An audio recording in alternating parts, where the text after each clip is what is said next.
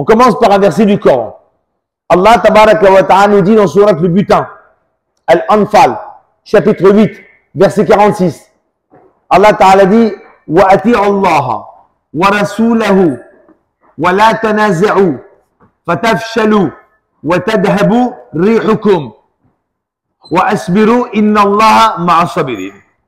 On commence. Allah ta'ala dit et obéissez à Allah et à son messager. Je pense qu'on est tous d'accord. Personne ne devrait dire le contraire. Obéissez à Allah et à son messager. Vous voyez, quand tu bosses pour un employeur, un patron, et il te demande de faire certaines tâches, il y a deux choses. Soit tu obéis donc au boulot qui t'a été demandé et tout se passe bien, tu restes. Et si tu ne veux pas, il y a deux solutions. Tu démissionnes ou il te licencie. Est-ce qu'on veut qu'Allah nous licencie? Est-ce qu'on veut qu'Allah nous sorte de l'islam? Il peut le faire, il est capable. C'est qui guide? C'est Allah qui égare. C'est Allah.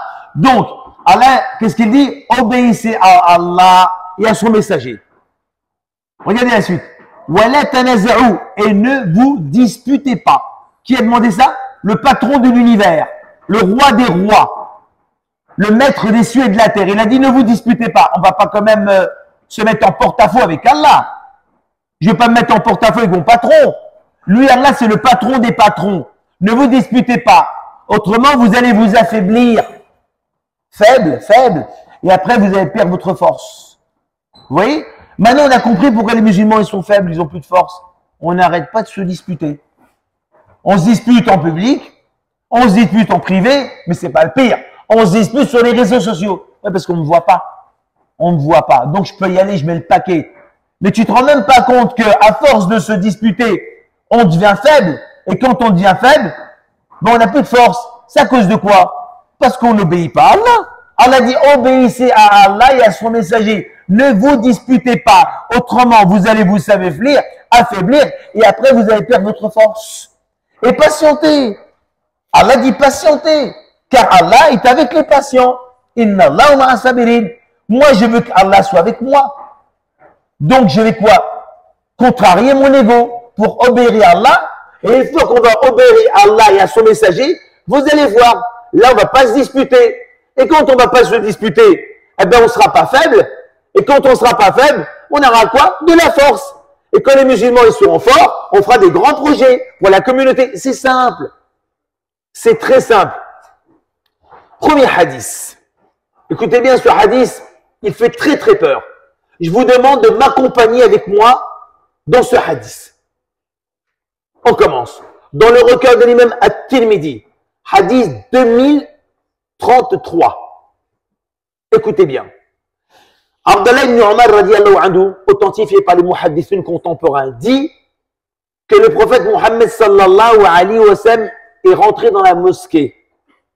Il y avait tous les musulmans, les anciens, ceux qui n'ont pas connu la mosquée, donc ceux de la Mecque, les vétérans 13 ans d'islam, on appelle ça les muhajirin. Il y avait les muhajirin et les ansar, les médinois, tout le monde était là. Il rentre dans la mosquée, il monte sur la chaire. Il élève sa voix. Écoutez bien ce qu'il dit. Ô vous qui êtes croyants, oh non, ô vous qui êtes musulmans avec la langue, mais dont la foi n'a pas pénétré les cœurs. Ô vous qui êtes musulmans avec la langue, mais dont la foi n'a pas pénétré les cœurs. Nous, on est des musulmans de 2025. Il s'adresse à des compagnons des Sahaba il y a 14 siècles. Qu'est-ce qu'il leur dit? Oh, vous qui êtes musulmans avec la langue, mais la foi n'a pas pénétré le cœur. Nous, aujourd'hui, qu'est-ce qu'on dit? La foi, elle est pénétrée à 100%. Moi, j'ai la foi à 100%. Donc, on est mieux que les compagnons. Il leur parle dans la mosquée. C'est l'épreuve, c'est des élèves. Oh, vous qui êtes musulmans avec la langue et dont la foi n'a pas pénétré le cœur. Ne causez pas du tort aux musulmans. Ne causez pas du tort aux musulmans. Il est interdit. Regardez, la suite a fait peur. Et ne faites pas de reproches pour des choses qu'ils ont commis il y a longtemps de cela. Oh, ta soeur en islam, ton frère en islam, il y a longtemps de cela, il a fait ceci, il a fait cela. C'est bon, il est revenu, elle est revenue sur le droit chemin. Pourquoi tu fais des reproches de ce qui s'est passé avant? Elle n'était pas au courant, la sœur? Wachallah, ouais, mais attends, avant, tu l'as pas vu avec qui elle allait, hein. Tu sais pas ce que… Mais pourquoi tu fais des reproches? Pourquoi tu fais des reproches? Ne faites pas des reproches pour des choses qu'ils ont commis il y a longtemps de cela. Ça veut dire que le dossier est fermé, clos, enterré. Il est interdit de faire des reproches aux gens pour des choses passées. On dit bien en arabe, les fêtes mettent. Ce qui est fini, c'est terminé. On tourne la page. Et là, ça fait peur, encore plus peur. Et celui qui cherche à découvrir les défauts de son frère, Allah ne va pas tarder à faire découvrir tes défauts que tu as fait en public, même que tu as fait au sein de ta propre famille, à l'abri du regard des autres. Aïe, aïe, aïe, aïe, aïe, aïe.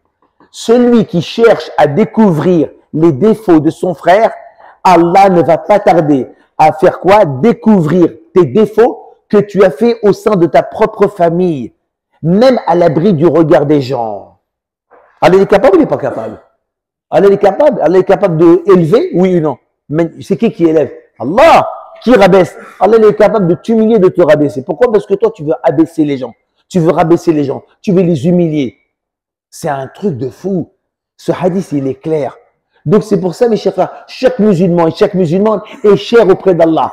Peut-être pas à tes yeux, parce que tu ne donnes pas d'estime. Mais qui les a créés? Ce sont les créatures de qui? Elles ne t'appartiennent pas. Elles appartiennent à Allah. Ce sont les serviteurs d'Allah. Tu n'as aucun pouvoir sur les êtres humains. Celui qui a le pouvoir sur les êtres humains, c'est Allah. Donc, celui qui décide pour les êtres humains, c'est le Créateur. Qui nous donne à boire? Qui nous donne à manger? Qui fait rêver le matin? Qui fait dormir? Et toi, tu veux juger les gens? 1, tu n'es pas juge. 2, tu n'es pas procureur. 3, tu n'es pas avocat. Et en plus, Allah t'a pas demandé de s'associer avec lui. Et Allah t'a pas missionné d'aller juger les gens. Allah t'a pas missionné, t'a pas donné une mission, tiens, va les juger à ma place. Allah t'a pas dit, tiens, tu t'associes avec moi, tu peux commencer à les juger. Le seul juge, c'est Allah. Parce que nous, on n'est pas les serviteurs des gens. On est les serviteurs de qui? D'Allah. Donc, il nous est interdit de juger qui que ce soit. Parce qu'on n'est pas les propriétaires des êtres humains. C'est Allah le proprio. Inna lillahi wa inna ilayhi al-insan. Inna lillahi wa inna ilayhi raji'un vers qui? Allah. On va revenir vers qui? Vers les êtres humains, vers Allah. Donc nous, notre retour, c'est vers lui. On a des comptes à rendre à qui? À lui. Donc pourquoi on demande des comptes aux gens? Donc chaque musulman, il est cher auprès d'Allah. Peut-être pas à tes yeux, mais auprès d'Allah, il est cher. Regardez ce hadith, écoute bien, 288, 2288 dans le recueil de l'imam Muslim. Selon Abu Hurairah radiyallahu anhu. Fait peur ce hadith.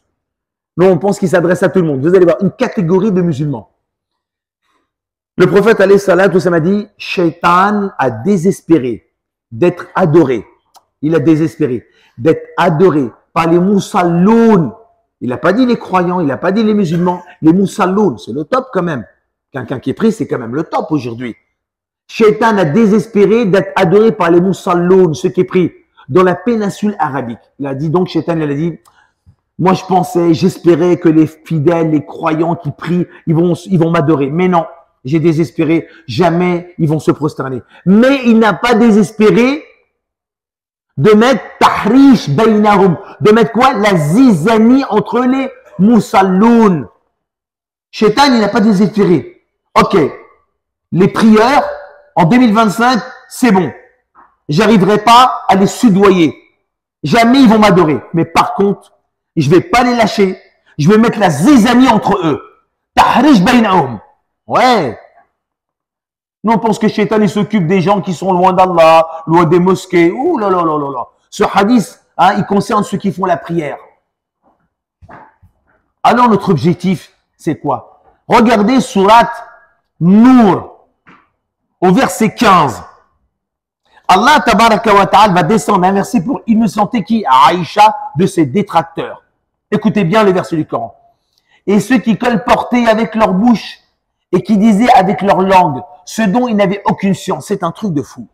Aujourd'hui, les gens, les musulmans, ils parlent, sans savoir, sans connaissance, ils mettent le paquet, ils critiquent, ils cassent, ils insultent, ils humilient, mais ils savent pas.